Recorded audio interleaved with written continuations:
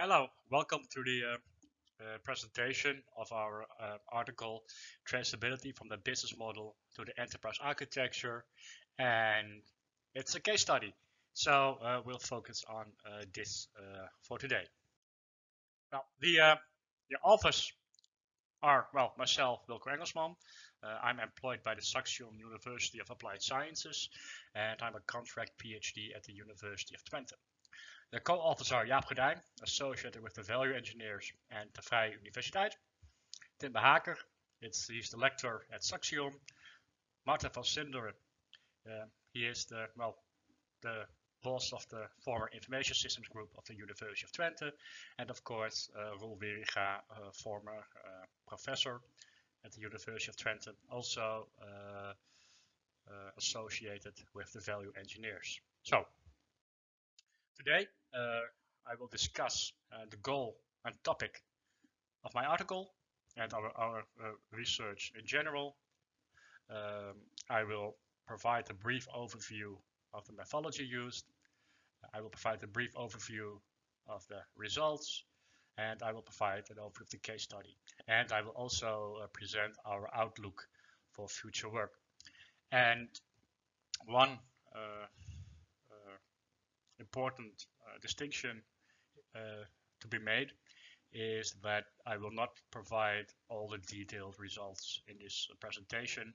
You can better read the article for it, because it's a long list, a long table of guidelines and example diagrams, and in 10 to 15 minutes it's impossible to properly discuss those. So we'll focus today just on the high level stuff. The goals of our research are to realize traceability between the business model and the enterprise architecture. At this moment, of course, this is only an intermediary step because the traceability is nice to have, because aligning Archimate with E3 value, well, the alignment by itself has no added value. For future work, we want to propagate economic transactions E3 value over an Archimate model as workload requirements to facilitate the design of alternative infrastructures based on these requirements, and to, for each architecture, find the investments and expenses needed. And based on this, we want to evaluate an operationalization of an EA in such a way that we can say, hey, how profitable is this one compared to another one? So what we're going to aim to achieve, this is basically a schematic overview between E3 value and Archimate. We will translate an E3 value model on the left side with the corresponding economic transactions, profitabilities, that's shown in the PowerPoint, or the PowerPoint on the Excel slide, Excel sheet on the left, and we're going to translate them into an Archimate model. Archimate, as I said, is a language to design schematically an organization. It determines which elements are needed, how they are linked together. So it has a holistic description of an enterprise based on the business goals. That's the current state of the art. When we extended Archimate 10 years ago, and when I validated it, we added evaluation on the business goals, so enterprise architecture on that as well. And now we just added the E3 value part, as discussed in the previous slide. Take 2 of this slide. I will keep trying. So the methodology and research questions used. So we use the design science methodology. Well, we use the Wieringa engineering cycle, and basically what we used is multiple iterations of this cycle. So in 2019, published at MRIBA, was the first part of this series, conceptual analysis and design. Then we had initial lab validation, experiment, and refinement, which is published in EDO 2020, and this led to the first set of guidelines. And what we did here is the third iteration of the design cycle, and these were field validation. So we used a case study. So we actually went to a company where we were allowed to design a business ecosystem and then refine it into an Archimate model. And we presented an updated set of guidelines. And we will discuss these today. The research questions are, do these guidelines provide the correct enterprise architecture based on the E3 value model, and how useful is it, or is it useful? And I use yes or no questions. I always teach my students to use open questions, but I see we failed a bit here. So we do not practice what we preached.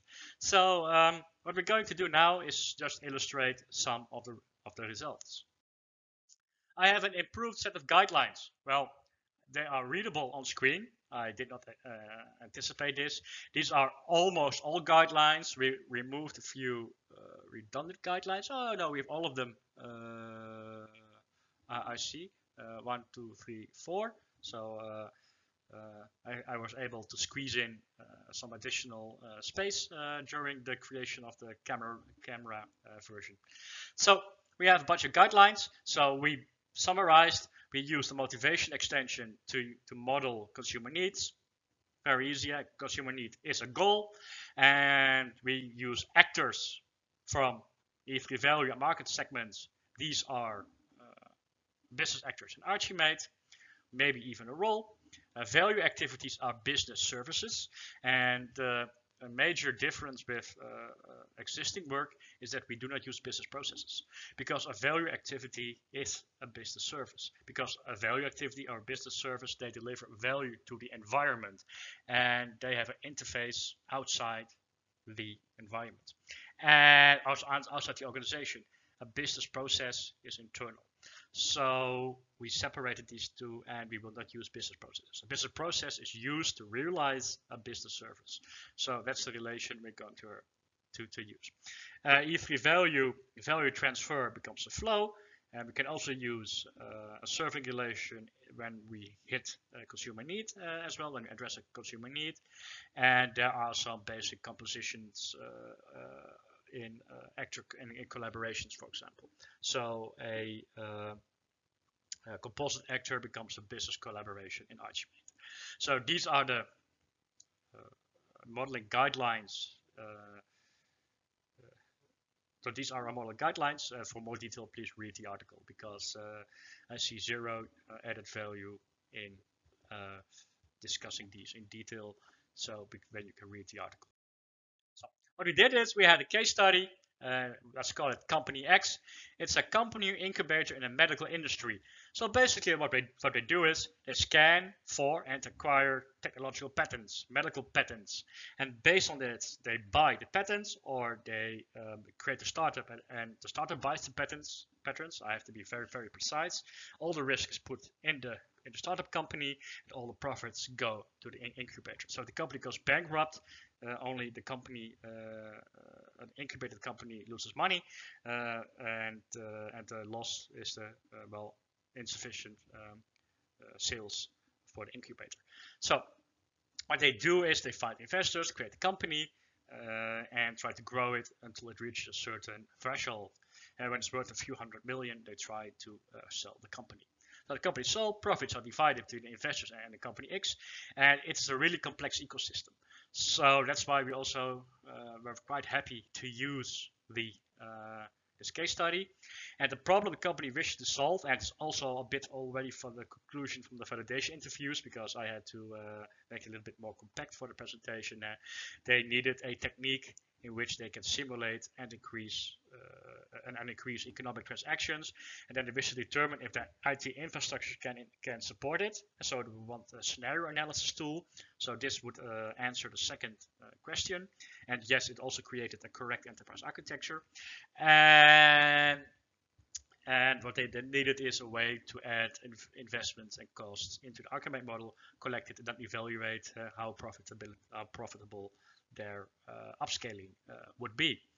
And the first step is to create a compatible link between E3 value and Archimate. It's the topic of this paper. For this to be useful, then there needs to be a quantitative alignment between E3 value and Archimate. And this is our article submitted to conceptual modeling, and the title is quantitative alignment between the business model and the enterprise architecture. So it's a quite simple title. So we had a few sessions with the company, and we created this simplified E3 value model of company X. It's a bit more detailed because they have more services, but these are the the main things. So what they do is they scout and select for technology, they create a company, they support it, and in the end, they sell the startup company to investors. And the startup company is designed to address some sort of consumer need. So basically, company X has no direct consumer need. They need to identify the consumer need of a future company, and that's where how they acquire the patents, and then they will make some money, hopefully.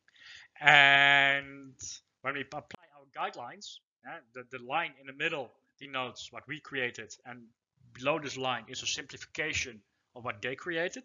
And what basically we did is we replaced their enterprise architecture. And what happened is that our enterprise architecture was a bit more complete than theirs, because we have 3 services based on the case study.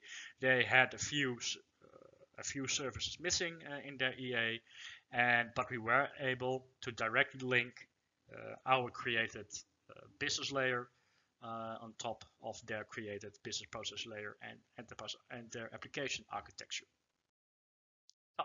And the question, and we answered the question, yes, it created a successful traceability link and a successful EA, but we only need to extend it with quantitative alignment, which we did.